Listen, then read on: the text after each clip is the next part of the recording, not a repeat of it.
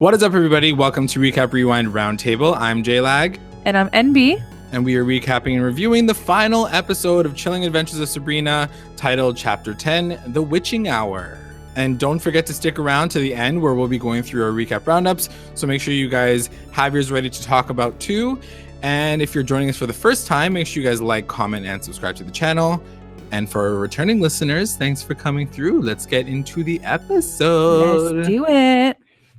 So for this episode's agenda, we're going to be covering off the overall thoughts, the key moments, and the roundups, roundups, and all that kind of fun stuff. Yeah. So stick around for that. And then we have some announcements. And like we said, during the whole entire show, make sure you guys are just commenting throughout the chat. We'll be keeping an eye on you. So just jump in whenever you guys are ready to jump in. But before we get into all of that, we have a very special person joining us this roundtable. Tonight's guest is a very funny and awesome fellow YouTuber who's also done a bunch of fantastic reaction videos to some of his favorite television shows and movies. And us at Recap have that common love for both Riverdale and now Chilling Adventures of Sabrina. So obviously we had to have him on. So please join us in welcoming Fail Whale. Thank you so much for joining us tonight. Thank you so much.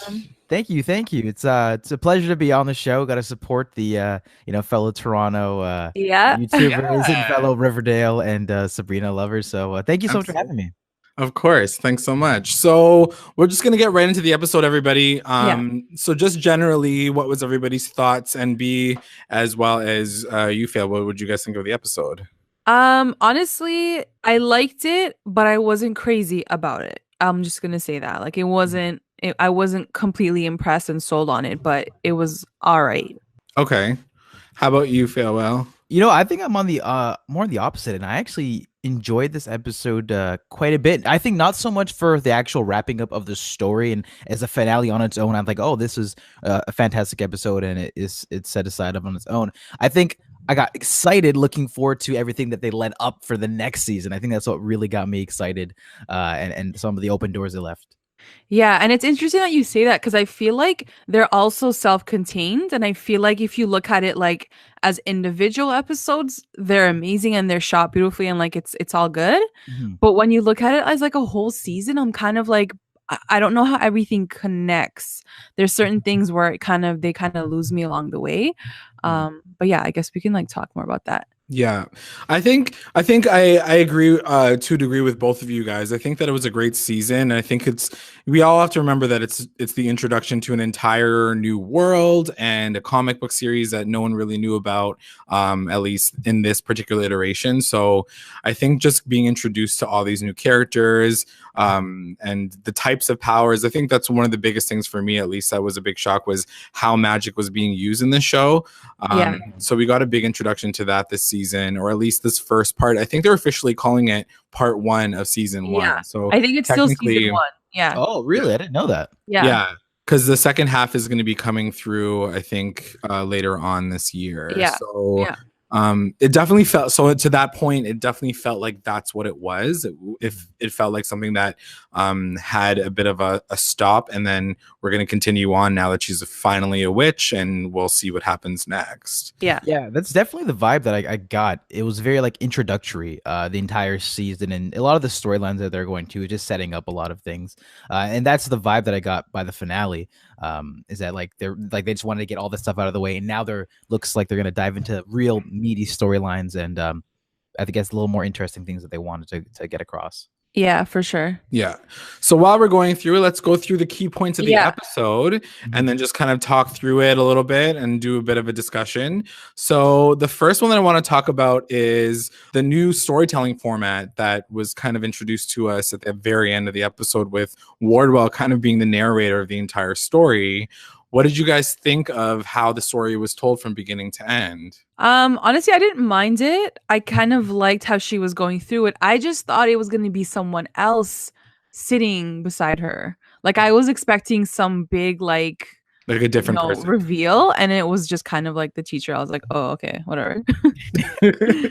How about you, Phil? Yeah, I thought it was an interesting narrative choice. They hadn't really done that all too much. So when they decided to start off the finale, I'm like, okay, there should be some sort of big twist revelation. But when you find out it's just the guy who's just hitting on her the entire time, I'm like, oh, okay. Yeah. I guess it seems like her. I mean, she just to talk to herself pretty much. She's not doing it for him. It's for the audience exposition and shit. But yeah, exactly. It's just it is an interesting like vehicle to tell the story. But it's weird because we know that this is all kind of future state, so it's going to be interesting to see how they pick this up next season, or I guess the part 2 of next episode, because obviously now the teacher, well, we'll talk about it a little bit later, but the principal's now dead, so what's she going to do about that, and how's this all going to connect? Do we know like what happens when she kills these people? Does she get power from that? Like what's happening when she's killing these guys? I almost think it's just out of fun and necessity.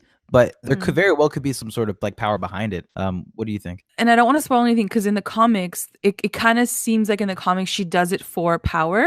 Like she has to do it to sort of like regenerate like her powers or whatever. So I don't know if we get that from the episode itself, where you kind of get that vibe from it.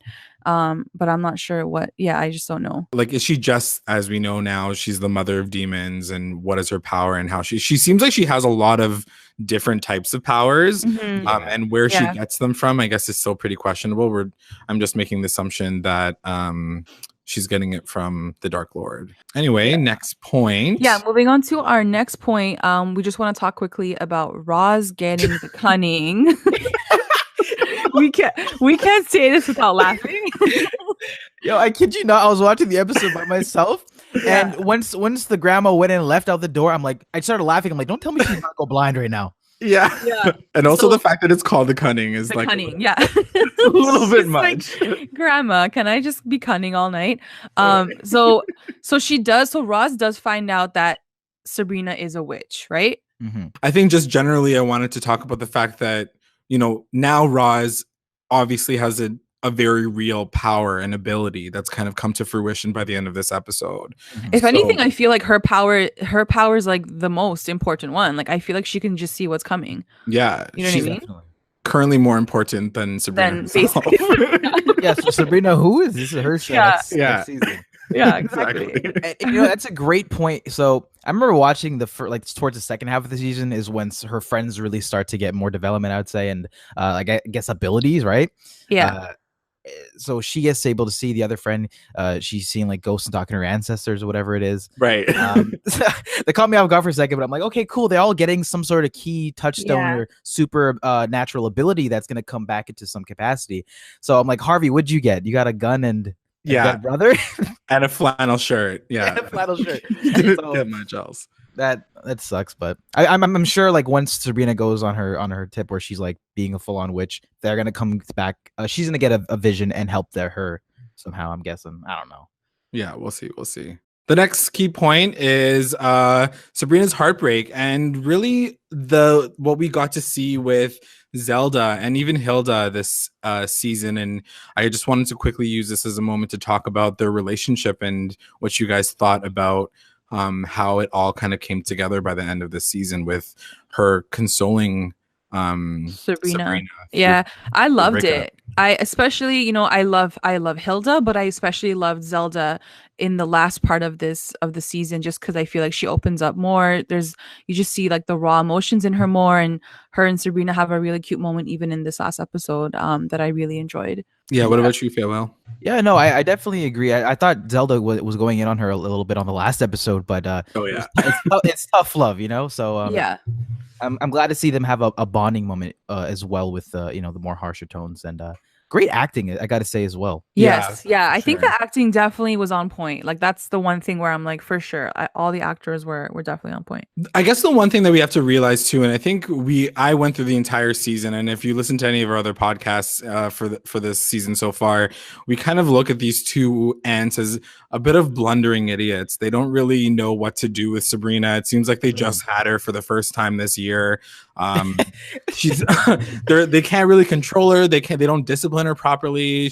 They're a bit of a mess in that regard. But I think at the same time, I guess this episode is specifically, I realize and remember the fact that they're witches, and because she's a half mortal, there's a different level of emotion that comes with with that. Yeah. And I think Sabrina being able to access that and them not being able to know what to do about it, because even this moment that you see right now, like it's such a beautiful moment where she says, you know, every day is going to get a little bit better, you're going to wake up and it's going to hurt a little less, but then she's like, but I just wanted to stop hurting. And Zelda's like, well, I'm sorry, there's nothing that I can do, and there's nothing that I can even give you advice for. You just have to kind of live through it. That was a great point. I really enjoyed that one as well. And you make a good point. It's like they can obviously relate to her because they're family, but you know, due to literally because she's half human, there's some things that she just can't resonate with. So yeah, she's trying. And I mean, we saw her the last episode. She was kind of a mess. So at least she's getting it together. So yeah, I mean, we'll see at the end of this episode. She kind of goes crazy again.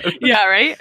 And like honestly, no one really can be that support for her. Like neither can Ambrose. So like, who is going to be that one person that's kind of like her support system, at least like in the mortal world, you know? And you know, that's a great point, because a lot of the times, especially in like I know this is episode 10 we're focusing on, but I noticed in like 8 and 9, once everything starts hitting the rails, she's sort of looking for somebody to help her out, and she has all this pressure on her, and she doesn't really have anyone to help her. And I think the one person who does help her is Wardwell, and she's Satan's mistress or whatever it was. So she's gonna need some sort of support system, especially without her friends. She might just start doing some dangerous stuff and not being reckless. I don't know. What do you think about that? I mean, I think it'll be really interesting to see. To your point, it's definitely going to be Wardwell kind of directing her, I think, for the second half of the season, because she doesn't really have anybody else at this point, like you said.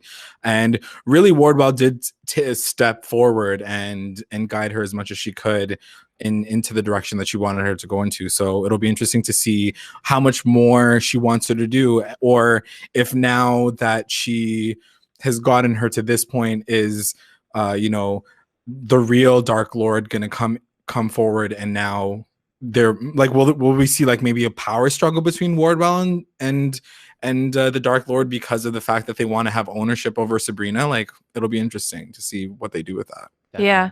But we'll talk about that a little bit more a little bit later. So we'll move on to the next key point. Yeah. So the next key point is when Sabrina is in the bathroom at high school and she tells, or they all kind of come to the conclusion that she's a witch, right? Yeah.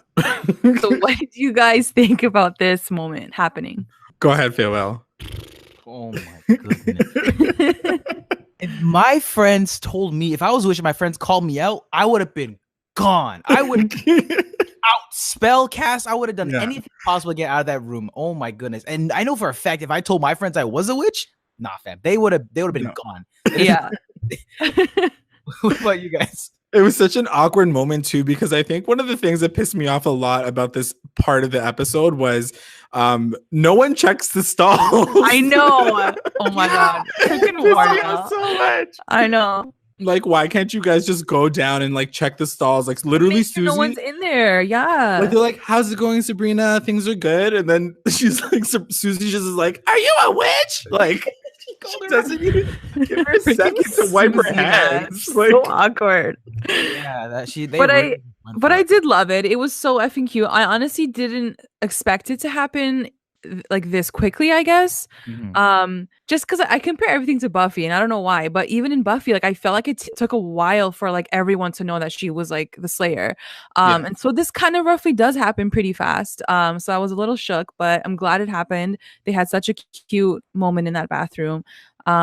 And I think it just solidifies like their friendship, you know, that they have a really strong bond. I don't know. The one thing that I didn't really appreciate about this episode, and they do this a lot in these shows, and, you know, like Sabrina's not the only one that's guilty of this, but they don't do like a cut to the next moment. Like, are they going to go for coffee? Are they going to go for lunch? Like, how are they going to spend the rest of their day together? Yeah, like, it ends like that. Do a lot of jump cuts and leave you to assume the stuff. Or that's what I noticed about the editing style for this episode. Like, even like the Susie scene with her like grandma, or the ghost in this episode. Yeah, they waited like 35 minutes to come back to the resolution. I'm like, 5 minutes after. Yeah, for sure. It's very I find like it's a little sloppy. I think it's just to like everybody's point. I think NB, you mentioned it too. They're really packing so much into one episode that it's so hard to sit with these really really important, in my opinion, really important moments. Like, yeah, do I want to see them have a coffee and talk through like her wishy life? Absolutely. No, we're gonna have to wait till next episode to get like even a glimpse of that, maybe even, you know, because it's such a crucial moment. You'd think that, especially after she's literally spilled her guts and like they're having this really emotional, cute moment, that they're gonna at least have a more of a conversation about what's going on. Like literally Roz is cunning now and this one's seeing her her dead aunt. Like there's no conversation and I think like and I think that's the problem. Even with Riverdale, we talk about this all the time where like they need to give I know like I gotta hop on one of those podcasts. Oh my god. Yeah, for sure. We're getting into Riverdale, but they don't give enough time for those moments.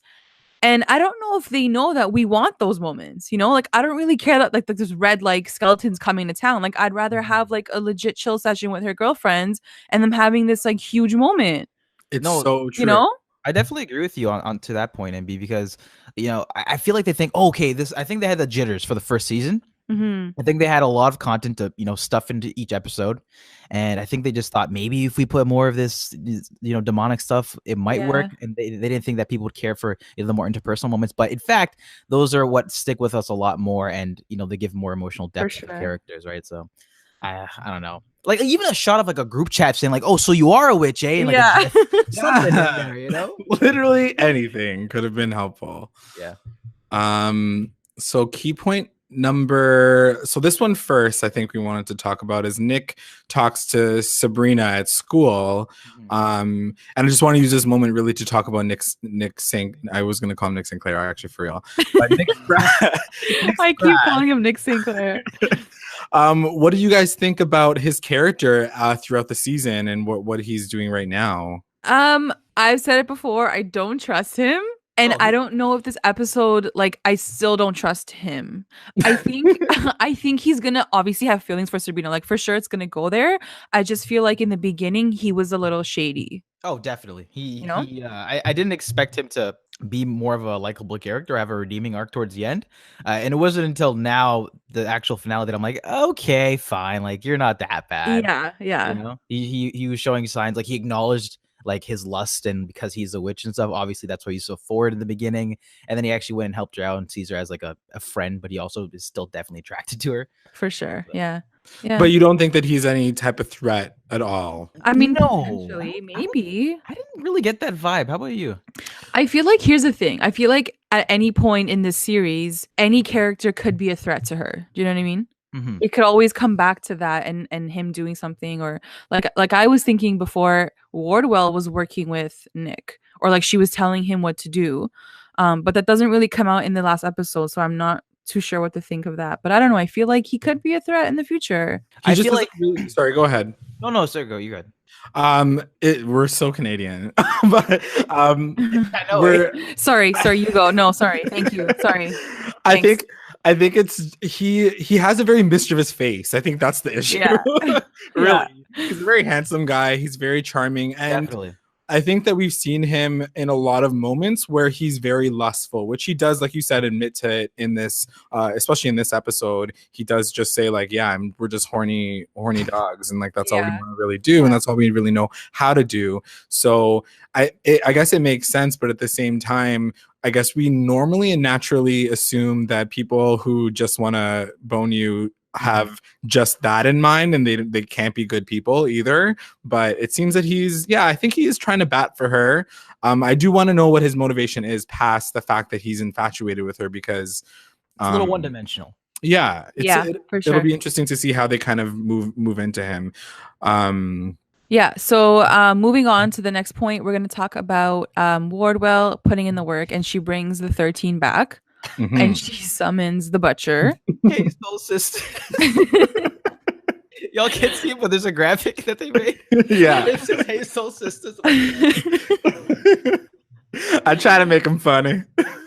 So what did you guys think about the 13 and all of this? Like the Roanoke reference, like what did you guys think? I don't know if anybody noticed that, but like when she says summon the butcher, if anybody's a big AHS fan, in Roanoke, they talk about the same thing, summoning the butcher to kill people. But I don't know if there was an actual connection there or not. I was just a little shocked with the whole 13 being like, I felt like Wardwell could have done this in the beginning of the season and then just had Sabrina sign the book from the beginning.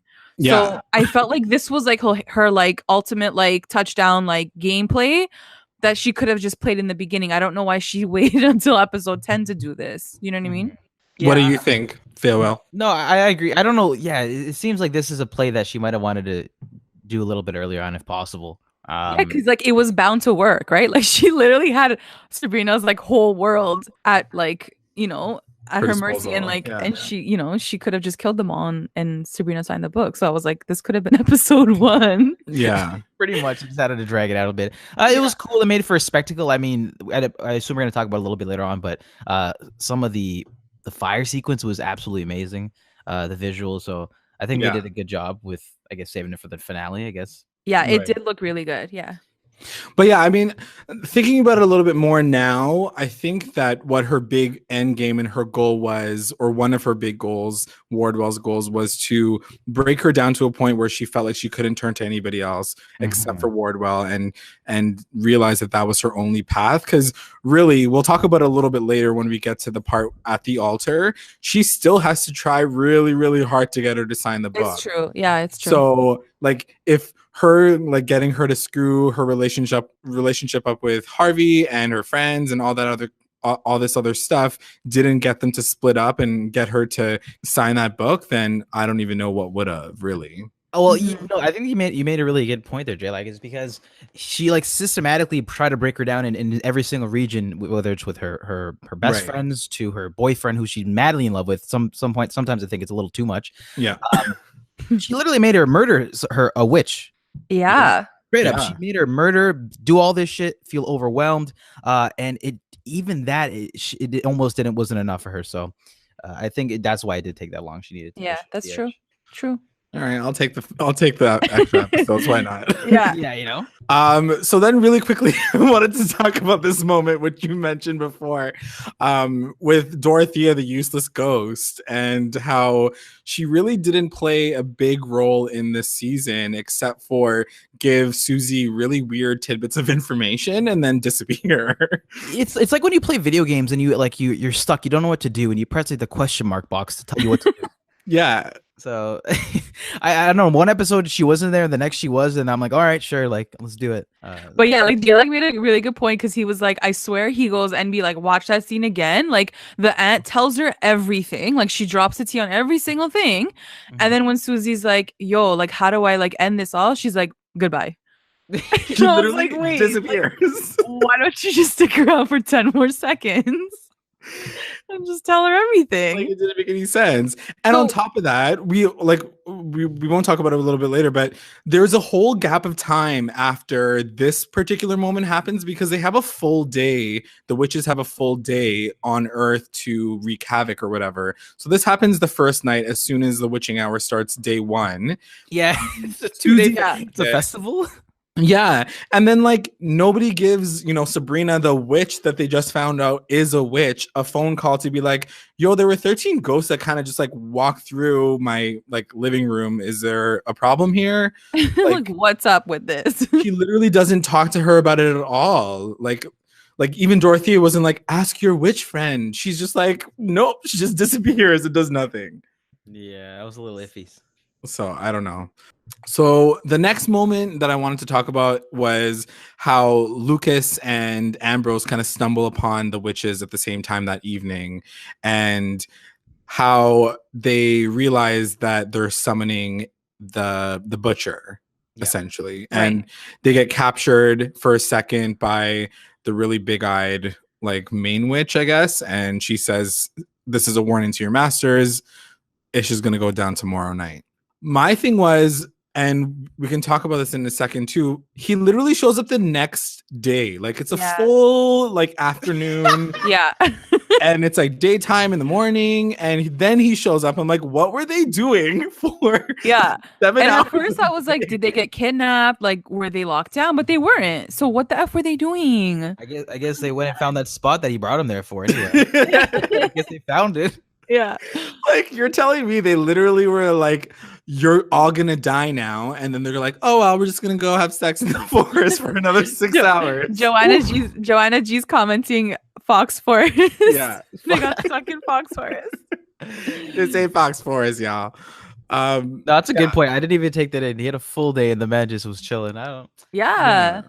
And like I said, it's crazy things. It's the same thing with Susie. Like she had a full day at school, you know, like even I didn't even put this moment in, but Harvey and Sabrina have a moment in the library and they get to talk, but Susie doesn't have any moment in time to be like, oh, by the way, witches kind of just turned up at my house and something might be going down. Like it's just, I don't know. It's kind of weird the way they played it all out.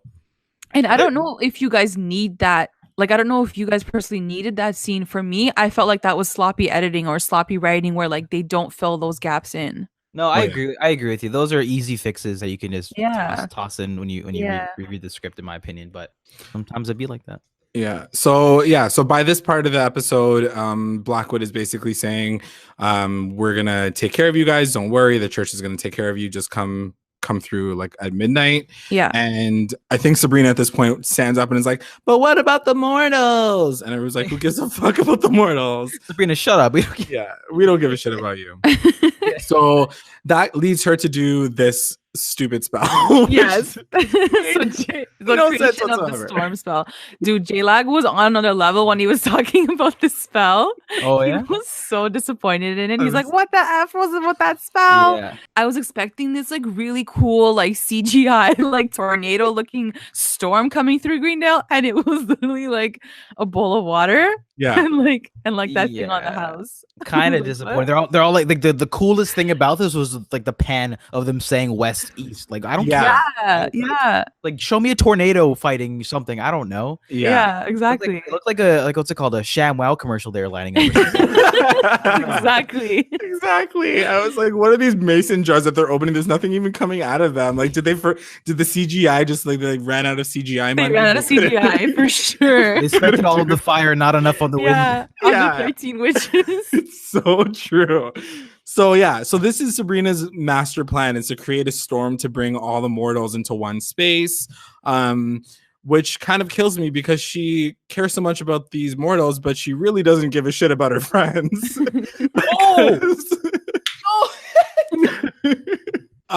They are the worst. Like, this is the most annoyingly coordinated situation. This, like, the chaos that kind of ensues after the storm starts is just full out nonsense. So first I wanted to talk about the fact that Sabrina runs into Susie at the school itself. So this is, the storm is starting and everybody's running in, and Sabrina bumps into Susie and says, oh, where's Harvey? Where's Roz? And they're like, well, neither of them are there. So Sabrina's like, don't worry, I'm going to go see Harvey. And Susie's like, don't worry, I'm going to go see Roz. And we're going to get them back here and everything's going to go fine, which obviously it doesn't. And obviously that's not how it was going to happen anyway. Mm-hmm. What did you guys think about how this all kind of started and continued on as the episode went? I just felt it was really confusing. Like, I was like, what's going on? Like, why aren't people together? Why are they separating? Why is everyone leaving Hilda when she's doing all trying to do this? Yeah, like, they did her so dirty. Like, once they start popping off one by one, I'm like, what are we doing here, y'all? Yeah. But for this scene specifically, she's like, all right, you go here, you go here. Cool. Why not just, you guys know that she's a witch. Why not just ask her to project and to convince other people to come if they didn't want to come? Do you have cell phones, guys? Do you guys have cell phones? Actually, that's the best question. I think they do, but I don't know. Are you best friends? Because you clearly don't have a group chat. Seriously, there's no WhatsApp chat. The shit would be popping if you did. Yeah. Like, even we get like security emergency alerts from the government when there's a big storm coming through. Come on, guys, just get over. Yeah, it just didn't make any sense that they all separated and no one really heard her out, especially after she dropped this big bomb that she's a witch. It's like there would be some real urgency to double check and see how everything's going. There's a goddamn tornado happening. You want to say, hey, how's the update going, by the way? Are you alive? Right, exactly. And the fact that she knows that it's not the storm, that Sabrina knows it's not the storm, the fact that she doesn't say to Susie, like, this is a dire situation. That's the thing. Like, you at need this to get point, out because it's like a magic situation. Like, I got this. I'm a witch. I just told you guys I was a witch. I got this. So just trust me. Like I didn't understand why that combo did not happen. Yeah. It was as if like she hadn't even told them that she was a witch. They were all just like doing their own thing. Yeah, they're all a bit of crazy messes at this point. Yeah, I definitely do think they need to have a little like a circle 1-to-1 chat, but I guess that's not happening. Yeah. They need to like work on their communication clearly. So Sabrina goes and talks to Harvey, and the question that I had was, do you think that he tried hard enough at all, or she tried hard enough at all to bring him through? Definitely not. No. You know, I was thinking the same thing when I was watching it, but I also thought, one, it's understanding. I mean, he's been going through a lot. He just lost his brother 2 times in a row, one via him, one via her. Yeah, he doesn't trust her. I wouldn't trust Sabrina at all. If my girl told me that she was a witch and my brother died, I'd be like, see ya, fam. Yeah, that's a good point. I think rewatching it this time around, I did realize that it is a pretty hard moment for him to come to terms with the fact that she's a witch and that she wants to protect him, but he's like, no, I don't want to do this because the last time you tried to protect me, my brother died. So or you tried to bring back my zombie brother. So it's I guess I get it, but at the same time, I'm like, Sabrina, the reason why you did this tornado was to save the people that you love, especially Harvey, because of what he's been going through. So I don't know. Literally, like, if you see what everybody does to the rest of the crew, like with Ambrose and Zelda, how they're being pulled away, you can't tell me that Sabrina's like, sorry about it. You're just going to have to come with me and like zap him into the school at that point in time. Like, you know what? That's a really great point, because I was thinking she's like, you know what? Well, actually, because you think he would have got more frustrated with her if they didn't have this conversation first and she just zapped him without his consent. I think he might have been even more frustrated. For sure. Yeah. I think she's past the point where she can just trick him like that, you know? I think once she told him that she was a witch and she was like, by the way, like I did it already once on you, she can't do it again. Yeah. She's got to be honest with him if she wants to build an honest, exactly. That's totally fair. I get that. So then we talk about Susie and the fact that she didn't know anything from what Sabrina told her because she was so frantic that she didn't even explain to her that it was a supernatural situation. Roz has to give her all that information because she has the cunning now. So basically, don't worry, I got you, fam. Like, it didn't make any sense as to why Susie was like, no, there's a storm, we gotta go, and Roz is like, nope, there's a demon coming and I know everything. I'm like, are you the witch in this story, or is Sabrina the witch in this story? Yeah, they just gave her a buff in the middle of the season. Yeah, like, she just got a bunch of powers. And sorry, I just see it on the screen. When do we start calling her Brina? Harvey calls her that. Harvey calls her Brina all the time, which is like a so kind cute. of running joke. But I don't know why Sabrina is short or Brina is short for Sabrina, because it kind of sounds like a company. It's cute. I don't know. I remember them saying Sabrina for the most part, and then they just start hearing Brina a lot. I'm just like, this sounds a little off, but all right. So the one thing that I also got frustrated with this whole situation is even after they find out, because Roz is like, I got the cunning, Nana's like, I got the cunning, we know exactly what's happening, there's a murdering ghost gonna come through the town and like, kill everybody. They still decide to chill, to stay there. But I also think like it's the Nana's fault, because the Nana was like, I ain't leaving here, my house, like I'm gonna die here. It was Nana's fault. Like, they're not gonna pick up the grandma and like leave. Like, so yeah, it was kind of the Nana's fault that they stayed back. Oh, definitely. Well, the one part that I really didn't understand was the fact that like Nana she's so freaking selfish in this moment. She wasn't like, go girl, like you have your life to live. She just like lets her she's just like, I'm just gonna chill out here. Yeah, the grandma was definitely bugging. Yeah. But she must have known, because I guess if you have the cunning, you know that you're going to be safe, right? Like, she must have known that they're not going to kill. I mean, but if she had known she was going to die, then she probably would have just let them go. True. I don't know. Not for no reason. Freaking Nanas. So... Then it cuts to Harvey and our man Nick. Nick. Yeah. And what did you think of this pairing this episode? They were kind of forced together. He came to protect He came to protect him. I thought it was super cute, but did we see a scene where Sabrina asks Nick to go to Harvey? We don't see that, right? No, she does say at one point in time, like, I had to call in a favor, and then it cuts to him coming through. See, like, again, like, I would have wanted to see that, like, her having this cute moment with, like, Nick to be like, hey, can you just go, like, watch my boyfriend, you know? Yeah, I don't know, I feel like it's missing something. I don't know. You know what, I actually like the sort of surprise reveal, because if they'd done that, it would have been like, oh, like, you're expecting it. True. Yeah. So when I saw Nick pop up, I was like, oh shit, like the witches are here. But it was him, and I thought it was a pleasant surprise, and I think it redeemed his character. It also set up the idea that, you know, to sort of psych Harvey out, like, no, like, there's other dudes in her life whom are attractive, whom are also in her world with the witch realm.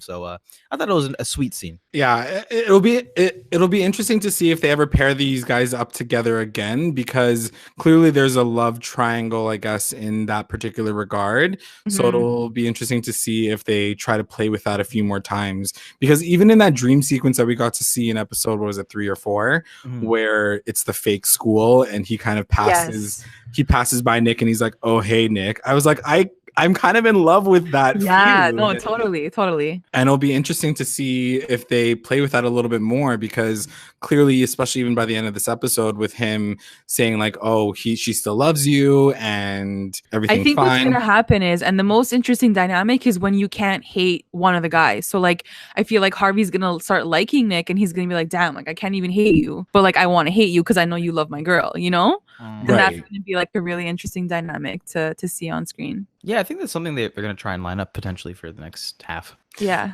I would be very interested to see if they even make Nick kind of go a little bit diabolical, because if he likes Sabrina so much, maybe he would kind of try to wedge them apart a little bit more, you know? Like if I want to know. I try to steal that girl too. Yo, that new hair though? I don't know, man. I might do some shady shit.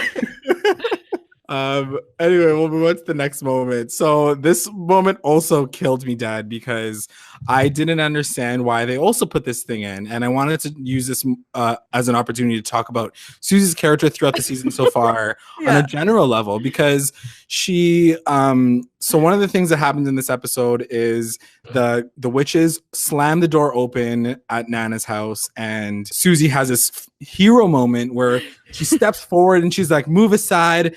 I am like the daughter, like the great granddaughter of Aunt Dorothea, who saved you guys and put you guys through it. And, you know, like these guys are my friends and whatever. Yeah. And it was so funny because when I watched it, I was like, yes, bitch, like come through. Like, so you even finally like have a moment. Even when I'm like talking to J-Lag about the episode, I'm like, J-Lag, like Susie was so lit. Like she had her moment. Like good for her. And J-Lag's like, no, what are you talking about? Like she didn't even do anything. She didn't do shit. And I was like, wait, what? Just simply recited what her ancestors did. Yeah. But even that, I was like, okay, she's finally using her ancestry to help protect this family. And I was like, all right, I'm down for that. I'm okay with Susie having this moment. Like she has a connection. Yeah. But then like cut to a few moments later when finally the witch just decides to walk away. You know, like Roz is like, oh my God, great job, Susie. Like, I don't know what that was, but you did such a great job. And then the grandma's like, nope, the other one's coming now. He's going to come and kill us all. It's useless. It's like, why'd you spend like 3 minutes doing this scene? Yeah. Like I said, I want to use this moment to ask what you guys thought about Susie's character this whole season and whether or not the writing for her was fair at all, because I'm kind of leaning toward the fact that they really didn't give her enough for me to hold on to. You know, we were talking about this too offline too, and I'm just going to say, because I want to be nice about Susie, but I have to say, I wanted them to give her this one effing moment. Like there was literally 10 seconds where you could have given her the hero moment, you know, and she could have had it, because all season she really hasn't had that hero moment. She's kind of been picked on all season and she's kind of been pushed around. So I wanted this moment for her, and like she couldn't even have that, and so I was kind of upset with it. Yeah, I sort of like what they did with her initially, but I feel like since this is the first half of the season, I feel like there's more to her, and I feel like they should give her more time, and I think we might see that in the next half, hopefully. For sure. Fingers crossed. I like what they're doing with her in terms of just like her identity and how she's developing over the season. I really like that aspect to it, so I hope they dive into that a little bit more too, but also the hero moments. Yeah, I think they could have given her a few more moments that let her win at least once this season, and they they kind of took it away from her even in this moment, because she wasn't even able to save them with her one and only ability this whole season so far, is like her lineage and her lineage to the witches. And to your guys' point, I'm sure it'll kind of wrap itself back around later on in the season. And to everybody's point, because even online, everybody's saying through the chats that, you know, she's probably going to be getting a little bit better and more powerful as the season goes on. I think I also want to talk about the fact that she seems to be a character who's either transitioning or non-binary in terms of her gender. And it's a very interesting journey to watch an adolescent kid go through this in a very popular television show on Netflix, right? Yeah. And we've talked about this too in the other podcast, but if they do end up doing that with her character, I think it's an amazing thing to see both the transformation and like her character just like having like a legit glow up moment as well, you know? Absolutely. And I think they have been doing that just slightly in bits by pieces in the show. So I'm good. It's nice to see that representation. For sure. Yeah. Next moments, I wanted to talk about all the kind of love stories that are tied up at the end of this episode. The first one is between Ambrose and Lucas. Oh my god! Yeah. How he pulls him back into the academy at the very last minute and keeps him there, and he claims that he loves him. What did you guys think of this relationship this season, and what do you want for the coming rest of the season? I was so mad. Why? I was so no, not the relationship. I was so mad when this guy just bopped him out of that hand holding situation. Yeah. I was like, dude, like, what do you mean? Like, what's the dire situation here? It's got to be someone's dying. You know, someone was just pregnant a second ago. That was the reason. Like, okay, that makes sense. And all he says was, "I love you. I just wanted to smash and just stay here with us." I was like, what? I was like, what? No. And Jeffrey's asking a question too, and he's like, is he really in love with him? And I've been asking this question too. I'm like, I want to believe that he's genuine, like that Lucas is genuine, but I feel like I don't trust him either. Yeah, and I agree. I think they dropped that whole moment in with Hilda putting the love potion into his coffee, and they didn't talk about it at all. And then we realized that he claims that he loves him in this moment, and you're like, so was everything that he was doing infatuation? Because he does support him. He does kind of pull him through. He gets him a job at the academy, and he's doing a lot of great boyfriend stuff. So you're like rooting for them. But then you have to remember in the back of your head that, is this all a fake situation? Right. I don't know. And I think, just speaking for Ambrose, I want to see him have his own storyline, not just time. I want to see him have his own individual like storyline, you know? Absolutely. I agree. He needs something past that. And I think that I just want to speak to this like as a gay person himself, wanting to see a character who has sexuality, of course, but that's not just the forefront of who he is as a person. He has moments, and these like they're very short-lived moments where, you know, he's an intelligent man. He's worked with all these artists. Like, you get a little bit of that, but then it just goes all the way back to him sneaking in the woods with Lucas to have a bit of fun. And then I don't know, it just doesn't feel like they're giving him enough meat for me to feel like, I'm not saying that every gay character has to have a purpose, but I think that he should have something a little bit more than just like wanting to bone all the time, you know, just exactly. A little bit. Yeah. No, I think I'm with you there. And I think they've given such a interesting, I guess, story to him. Like, he's here, he's under like house arrest or whatever it is. He's a experienced, you know, warlock, whatever it is. So there's so much more to that character. And he honestly, by the end of this season, he came out as one of my favorites.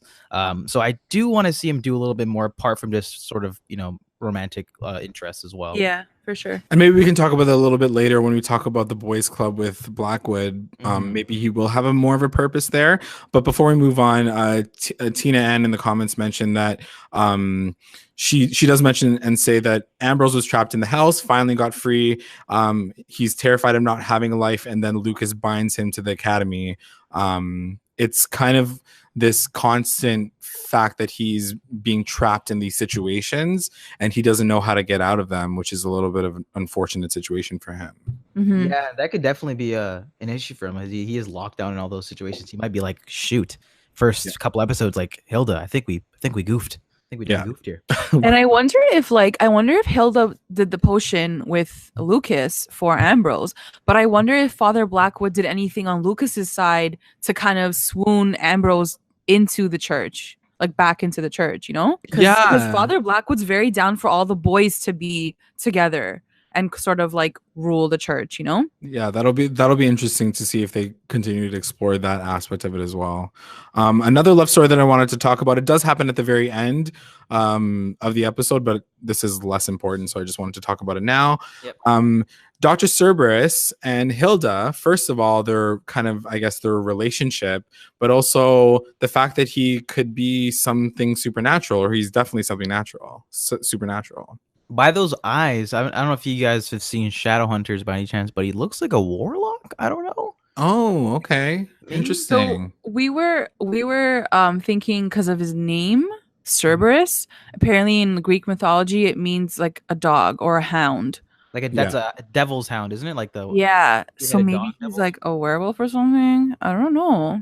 Yeah, I think that would make sense. It would make sense for sure. But yeah, what do you guys think in the comments? It would be really interesting to see what you guys have to say about it. Hellhound. Yeah, three-headed hellhound. Three-headed dog.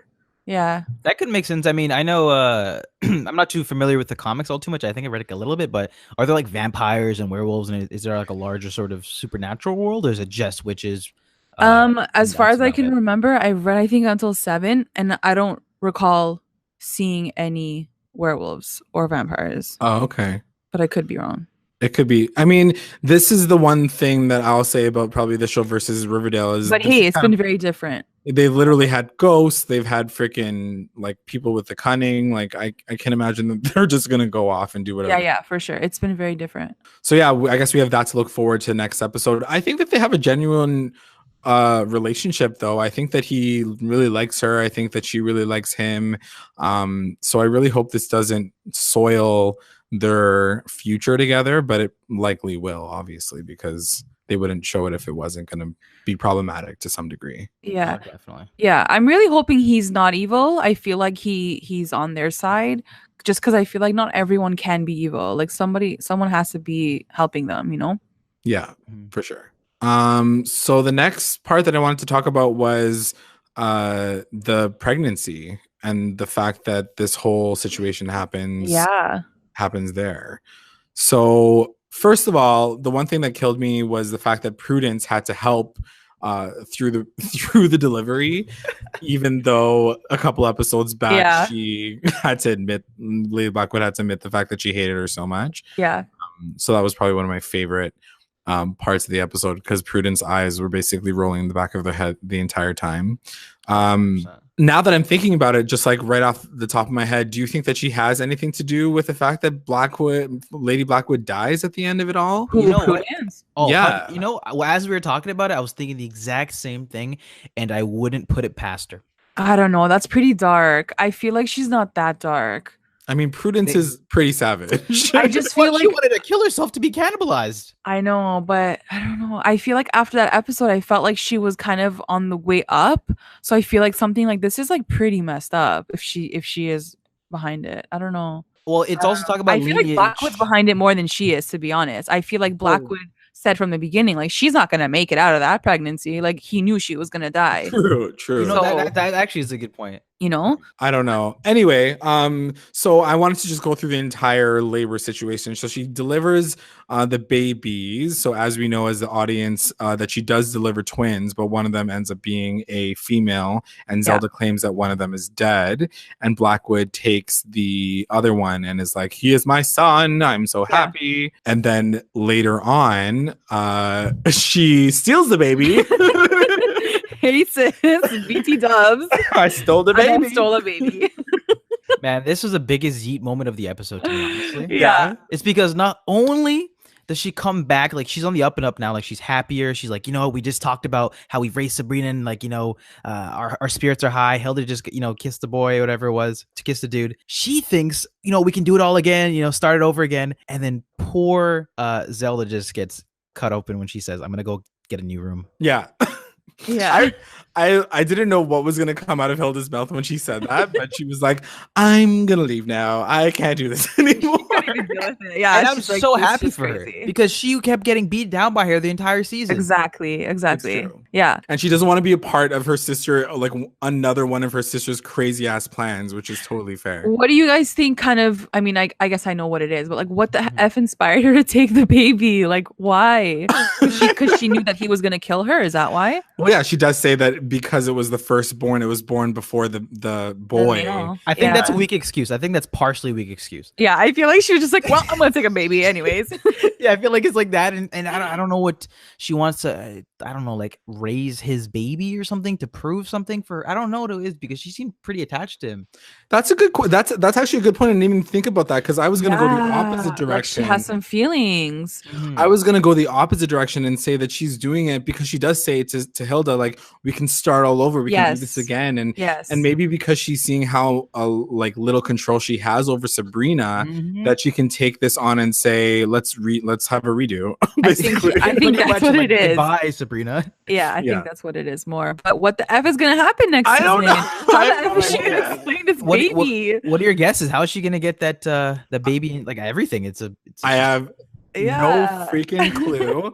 Is this gonna be like a whole like Moses storyline? She's gonna just like drift this baby off into like some random situation, and he's gonna come back. She's gonna come back later and be the next big witch. Like it's a human baby, like not a human, but like it's an actual baby. Like she can't just steal it and then be done with it. Like something has to of course be resolved there. So I'm very interested. Writers, I bless up because that's a storyline that I would not want to take on right now. Yeah. So the next one we want to talk about was Blackwood's Boys Club. So we see that everybody's so excited about this child, which they oddly named Judas.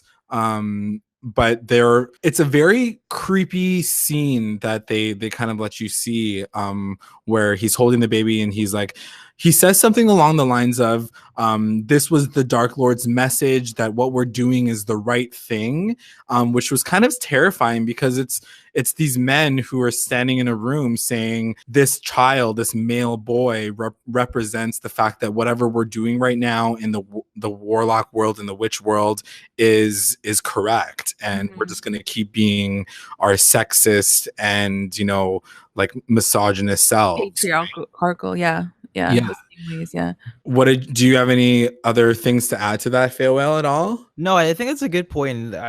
Looking more at that scene now, I think it's supposed to be like for the audience members, it's almost like they think they're in the right and it's supposed to be like correct. Oh, because it's a male, whatever their line of thinking is. But the fact that it was actually the girl that was born first means that everything they're doing is actually completely wrong. Everything the Dark Lord's saying is false, and he's been a head ass lying about half the shit he's doing and just doing it off his own whims and using his his religion as a false tool for all these people to lead them. So I think they're gonna dive more into that, and I'm looking forward to how this boys group is going to resolve. Like I have no idea what they're going to do with these guys. Probably some weird shit.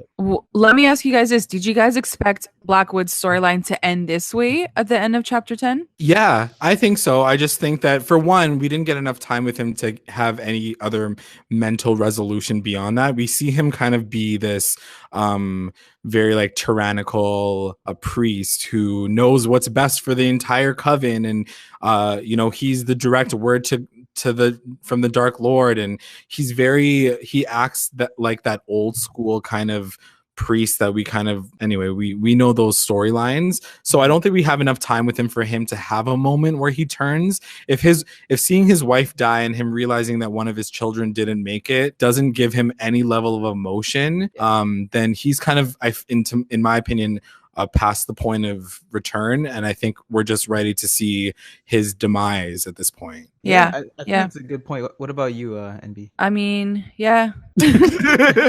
He's gone. I think he's ready to be toast, and it'll be really cool now that we can bring up Ambrose again and how uncomfortable he felt in that room. He definitely looked uncomfortable. He definitely looked like he was in it for something else, and in that moment he was like, oh shit, what am I like getting myself into? Right. He definitely signed up for a group that he didn't think he was joining. Exactly. And that's what I mean. I just didn't expect Blackwood's story to go into like, I'm rounding up all the males and we're gonna take over. I just didn't expect that to happen. But yeah, like it all makes sense. Yeah. And it'll be pretty poetic to see if Ambrose is the one that is able to infiltrate and kind of destroy it from the inside out, because sure. Yeah, that's what's gonna happen. It'll be a good mission for him, and he obviously seems really uncomfortable. And it's really cool. Like, I was wondering why Ambrose isn't that typical guy, and it doesn't have to do with the fact that he's gay, because Lucas is also gay. But I think it has to do with the fact that he literally has been living for the past 75 plus years in a house of female witches, right? Yeah. So he has this aspect of the world that maybe some of these don't have at all. For sure. No, for sure. Yeah. So back to the real story, the signing of the book. The one thing that I wanted to ask was, do you think that this, and we kind of talked about it in the beginning of the episode, but why did you think that it took so long to get to the same point that we kind of had at episode 2? Just to set up a series, in all honesty, they had to get that's what it was. We just be talking a bunch of one-dimensional characters who have no depth to them otherwise. And it also was to just give a lot of context, and you understand why Sabrina feels the way and the decision she's going to make in the next season that seems like they're going to be more twisted than the last. Yeah, for sure.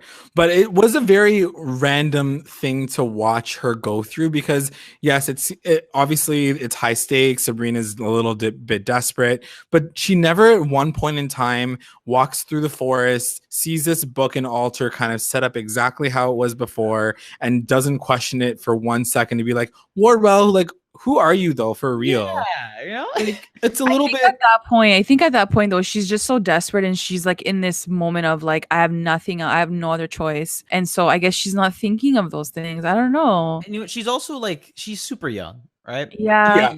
I guess we always forget that she's literally 16. And that's what episode 8 and 9, that sort of the Harvey arc with the brother stuff, that's what it really reminded me of. She's overwhelmed, and she likes to be assertive and take charge and everything, but sometimes it's a little too much, especially when she has to balance out her friends, her witch life, and I think this scene was her just desperate, like she didn't know there's nothing else she could have done. Yeah.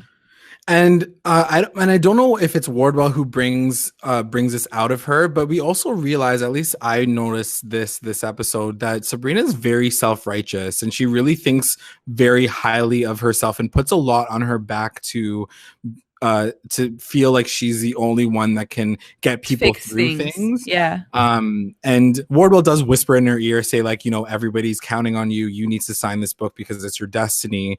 But for her to even believe it, kind of directs her into a path of like, yeah, true. You pretty much think that you are the only one that can solve the situation. And it's a little, I guess it makes sense to your point, Fail. Well, she's 16 years old. Who else didn't think that they were fucking self-righteous 16 years old? Like, you know what I mean? Oh no, definitely. You get that vibe like across this series that she thinks sort of like that. Yeah.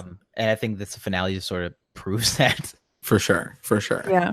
So then the big moment with the Hellfire, we finally get to see where all the CGI went. The budget is this Hellfire scene.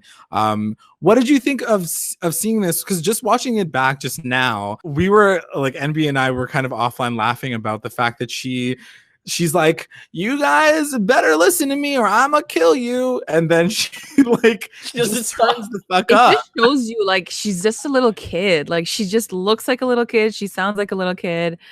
But she's in this really crazy, really like dangerous world, Yeah. Mm-hmm. And she gets a dye job at the end of this whole scene. Yeah. Which I wanted to take a moment to kind of like no joke, talk about her hair and why the F do you think that they made her hair change at all?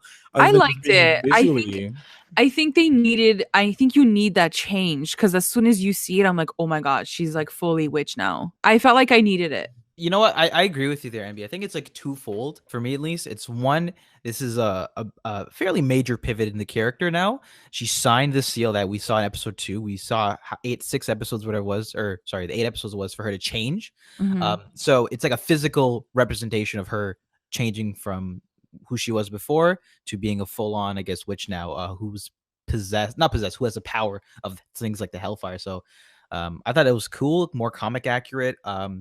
Gives a different vibe for the next season, and she looked like a badass. Yeah, I don't know. I feel like the platinum white will grow on me over time, but right now it looks very like wiggy, and I'm not into it. And it just like aesthetically doesn't look appealing to me right now.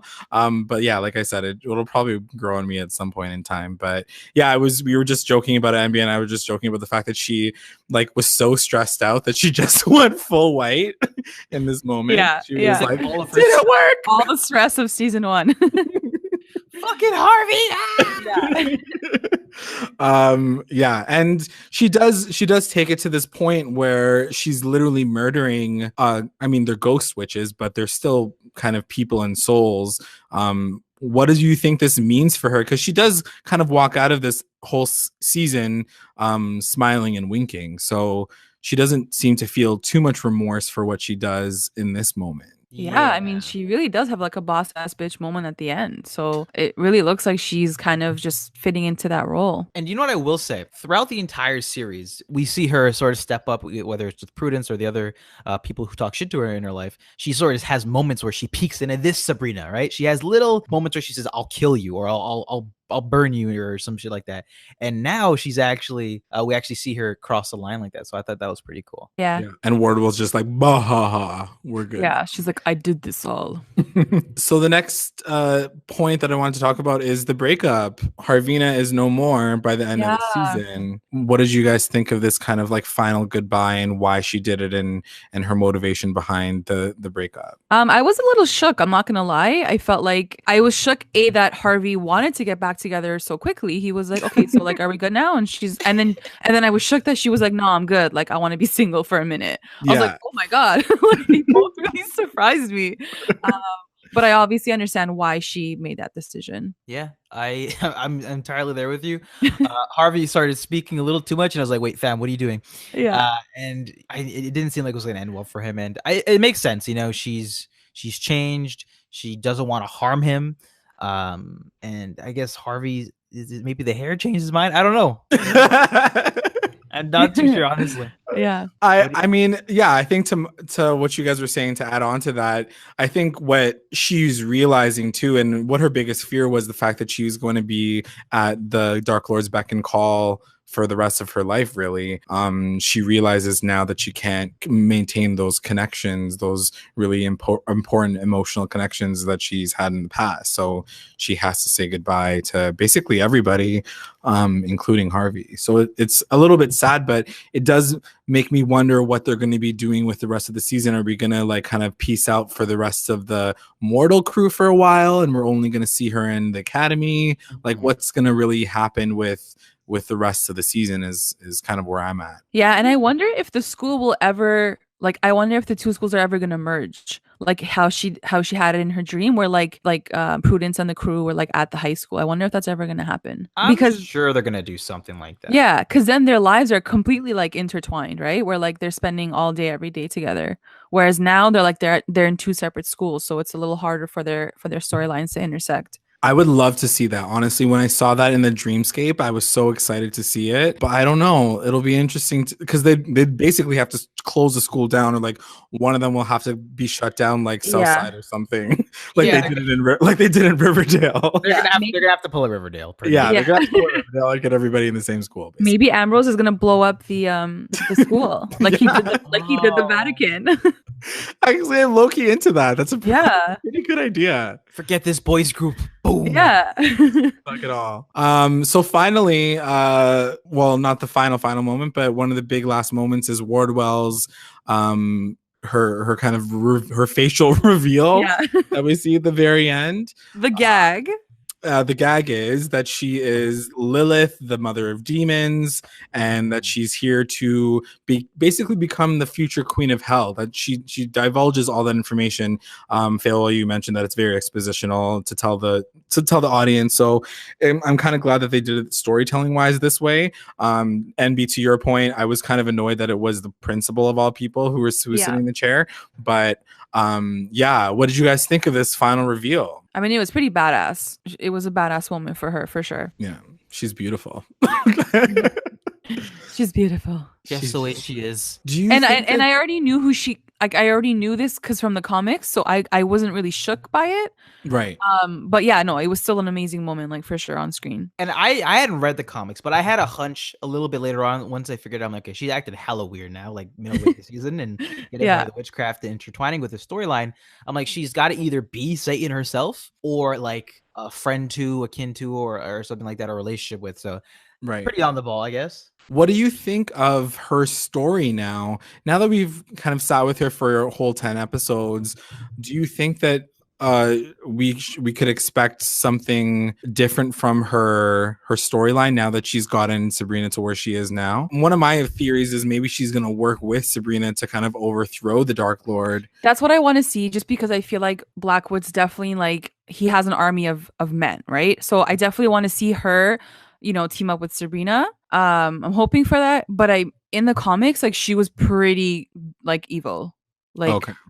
Yeah, no turning back evil kind of. So I don't know. It'll be interesting because one of the things that happened in this part as well is Stolas, for one, for everybody who was upset with me for saying that like the familiars can't talk, like he got a freaking line in this freaking episode. Yeah. What did you think of that? I was down for it. Clearly, I've been waiting for this moment all damn season.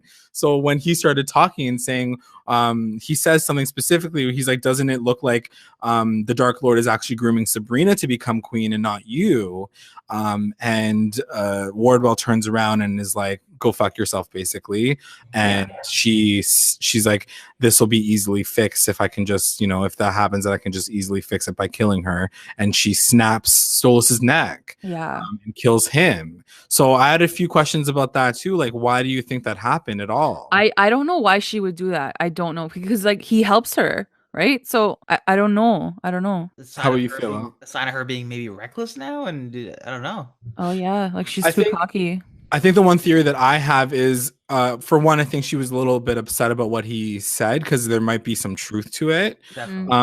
But also I think that as someone with a familiar, we know that they are kind of grounded in something else. The Dark Lord doesn't have a familiar as far as we know. So maybe she's trying to elevate herself in that particular regard where she's like, I don't need a familiar to be telling me things that I don't want to hear. I'm going to just I'm going to start acting like a queen if I want to become queen of the underworld. So that's a really great point, actually. Her sort of making a stance, like if I want to be there, I got to, do certain things. And that's one. Yeah.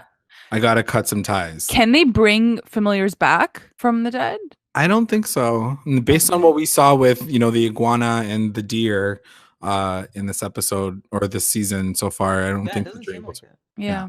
Unless they go to there's a limbo for familiars or anything like Unless she's able to do it because she's like this dark power. I don't know. Like you think she's just like annoyed and she'll be like, I'll just bring you back next season. Yeah, like, exactly.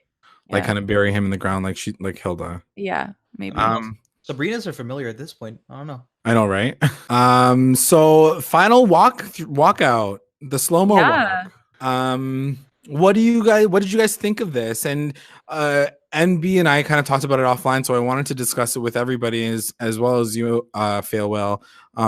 Based on this episode and how everything kind of went down, while the episode had its ups and downs and made sense to a degree, I wasn't completely blown away for it to be a season finale. But then when this part happened in the episode, the song kind of kicks in and I'm like feeling myself and watching her walk in slow motion and she's winking at me and she's walking toward Nick Scratch and I'm like, ooh, yes, get it, girl. But then NB, you made a really good point, right? Yeah, I mean, of course I want this moment. Of course I want the slow motion and the music and everything, but I just kind of felt like it was kind of cheap and that she didn't earn it for me, in my opinion. Like, I don't know. I just wasn't sold on it. Yeah, I think I'm with you there. And I think tonally it didn't match up for me.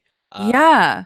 I think that's the biggest mistake for me. It's like you just went through all this turmoil. You saved the day. Cool. You just dumped you and your boyfriend just split up. You should be emotionally distraught. And I get you're on your badass tip now, but I don't know if this is a way to end off the season. And like those girls weren't really your friends. Like I get that you guys had like one mission together, but like your real girls, where are they? Like you totally ditched everyone else. I just felt like even her walking with Prudence and the Weird Sisters, like I just even felt like that was fake too, 100%. She's 16 again, and I think this just shows it. All of it just shows it to me.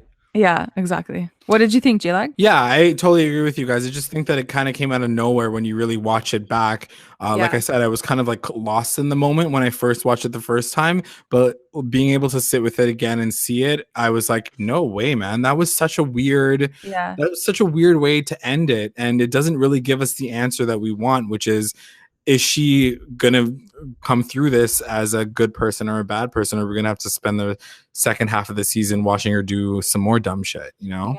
Yeah. No, definitely. And she can't think that those girls are possibly her friends, especially after she cut one of their necks. Yeah, for sure. I mean, who knows? She just blew up some witches with fire, so maybe she's like she's the new somebody said she's a mean girl. She's like the new Regina George. Yeah, and I can see that she might not trust them completely, and I get that, but I think like for a lot of these slow-mos, like even when you're watching AHS Coven, like you see the whole Coven as a whole group and you're like, yes, like every single one of them you're down for. I would have maybe even liked this moment if it was just Sabrina, like walking through the hallways and like her having this boss ass moment on her own. Or Salem on her shoulder, and like they exactly, look, you know? Yeah, exactly. But her with the weird sister, I was like, you're not really close to them though. Like, why? not that deep. But, yeah. So that's the episode, guys. I think we are ready to get into our recap roundups.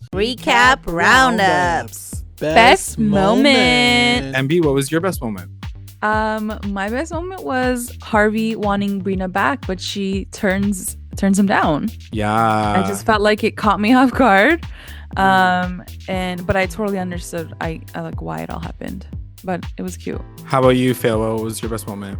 Ooh, it's got to be a toss up between the witch scene and the fire, the tree, the burning. Oh yeah. Or the middle when everyone was separating each other and just watching all the chaos ensue. I love watching that actually. And mine, I'm going to be a loser and say that final walk, even though I just shit all over it. It was my best moment of the episode, just because it was so fucking badass. Like it made me want to just like I had the biggest smile on my face. After realizing that the episode wasn't as good as it was, I did regret it, but I can't lie. I watched it again and I was like so into it again. I'm like, damn it. WTF moment.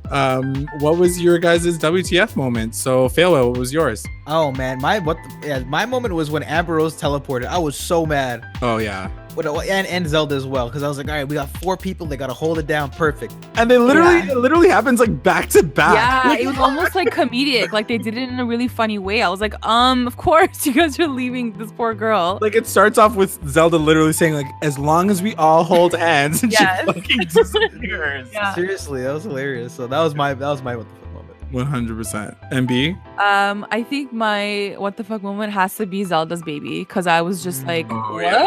Like you really brought this baby into your bedroom? Like I was really reckless. Yeah, I was really shocked. Also, like, how did she sneak that damn baby out? It was like the quietest baby ever. Like no crying, nothing. Like fake baby, obviously. You know what's important? The one person who does know, if I'm not mistaken, is Prudence.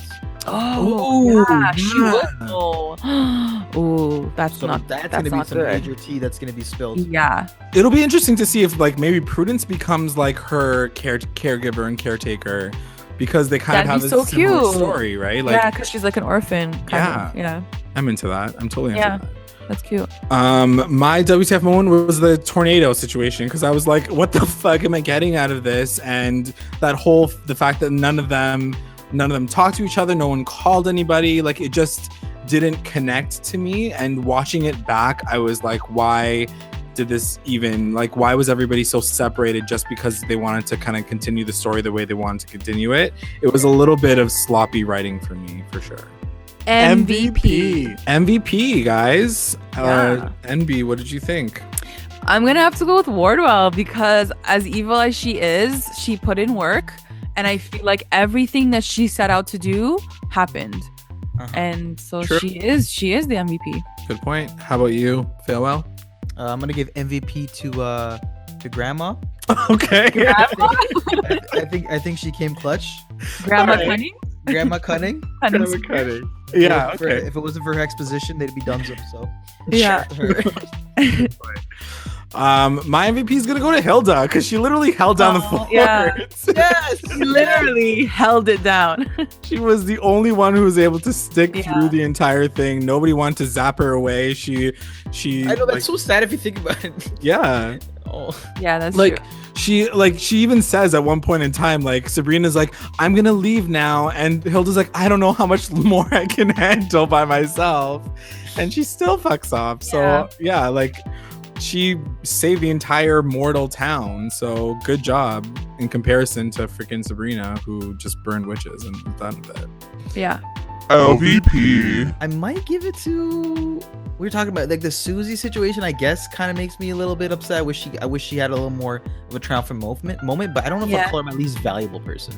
Yeah, she did try. I guess she did try. she did an effort. Yeah. How about you, MB?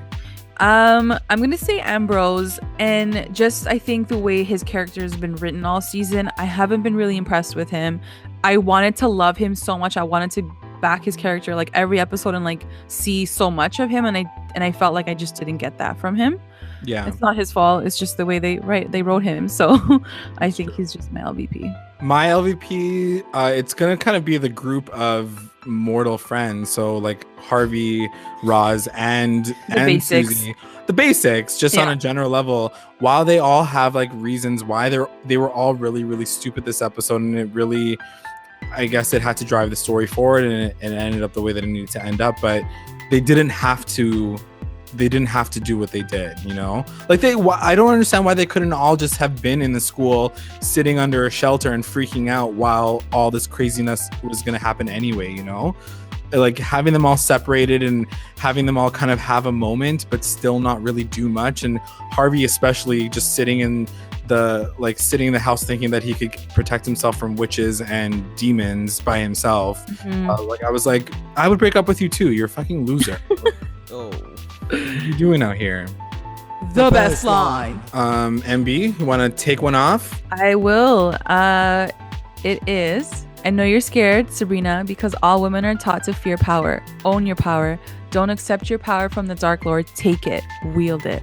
Yes. Yes, queen. So that was from Wardwell, and I think it's one of the most honest moments from Wardwell, and why I'm so excited to know more about her. It's like she's had so many good lines throughout the season where it's like what she's saying is so true, even though you know she's evil, even though she's coming from this dark place. It's like she's all about like having this like power as a female, so it's still amazing.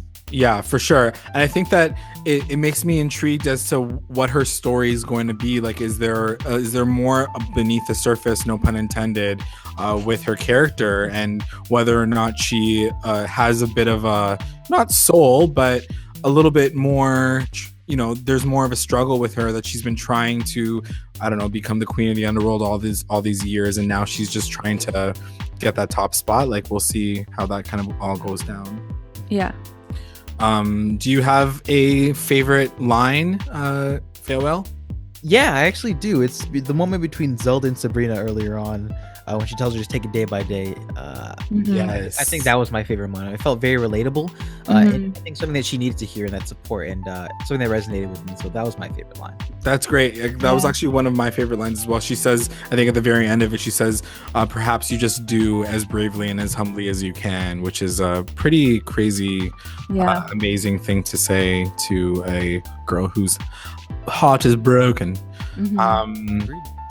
Mine will, since you guys took so many great lines, I'll say the one that the one that stuck out was also with Nick Scratch, who says, I would trade all the witch orgies in the world for what you and the mortal have. Aww. Which was really cute, because he does kind of elaborate with the fact that, you know, witches and warlocks don't really have that emotional intellect as well as mortals do, and he's really envious of the fact that they really do love each other. So I thought it was a funny way to say it. It's like all the orgies in the world. I would switch it up.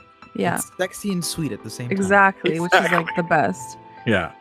So we're down to our finals, and I just wanted to throw out a few announcements if you guys didn't know. Chilling Adventures of Sabrina is having a Christmas special, and it's happening in a couple of weeks actually. So December 14th, be ready. I think it's on a Friday. To check it out. I don't know what to expect, but it looks like Susie's got a big hat on, and she looks like an elf, and I'm not really sure what to expect out of this episode. Ready to hear about how my ancestors celebrated Christmas? Yeah. Like one of my ancestors was Santa. Like it'll just be a full storyline about her or someone. Her aunt like dress up as Santa one year. Yeah. Oh my god. Yeah. Usually with these Christmas specials, there's not much that happens. It's always like a bit of a filler. Yeah. So I guess I'm just excited to see like a little bit of. I wonder if it's like their version of the Carrie episode, like if it's gonna be musically or. That would be interesting. It's, the people who are behind Riverdale, so I wouldn't put it past them. Mm-hmm. Yeah, especially if it's a special, but yeah, it'll be like a full caroling special. Oh my god, singing that off. Which is like to your point, really quickly as an aside, I would love to see a Christmas episode for. I know Riverdale. Like, they haven't done that yet. I'd like to see a lot for Riverdale at this point. Anyway, so. Yeah, there's a lot I would like. That's another podcast. Yeah. The next announcement is that Chilling Adventures of Sabrina Part 2 is going to be aired in February of 2019. So if you guys didn't know that, be ready for the second half of the season. So if you felt like we did, that it just kind of abruptly ends and you don't know what the fuck just happened, it's because there is a second part to the season. So just be ready for that. And I think that is it, guys. Thank you so much to everyone who was able to join us. Thank you so much to Farewell for joining us on this podcast. You were so fantastic. No, thank you so much for having me. I really appreciate it, Jay. And thanks, Farewell. I'm sorry. We gotta do this again for sure for the Riverdale podcast. No, definitely. I would love to be a part of that because this was a ton of fun. I love talking shows. I love hanging out. This is real fun. And thank you to everyone in the chat. Yeah, you guys were killing it real good. Really quickly though, Farewell, how can people reach you? What are you up to right now? And do you have any plugs that you want to throw out there real quick? Yeah, definitely. My mixtape. No, you guys can follow me on my YouTube channel at Farewell34 and Twitter and Instagram, where I just post a lot of reaction videos and stuff like that. So awesome. All right. And thanks again, everybody. Make sure you guys are following us at Recap Rewind on all of our social channels to stay connected. And thanks for watching. Bye. Bye, guys. Later.